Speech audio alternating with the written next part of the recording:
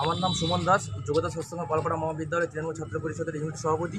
আজকে আমরা যে আন্দোলনটা করেছি তার মূল উদ্দেশ্য 2022 সালের 16ই মার্চ আমাদের সরকার থেকে কলেজে নতুন গভর্নিং বডি তৈরি করে পাঠিয়েছিল, কিন্তু কলেজ কর্তৃপক্ষ, কলেজের প্রিন্সিপাল সহ একাধিক সবাই মিলে ওই কমিটিটাকে মান্যতা দেয়নি। তারা পুরনো কমিটি রেখে লাখ লাখ কোটি কোটি টাকা তছনছ করেছে, সেই সঙ্গে ছাত্রছাত্রীর টাকাও লুটে পুটে খাচ্ছে।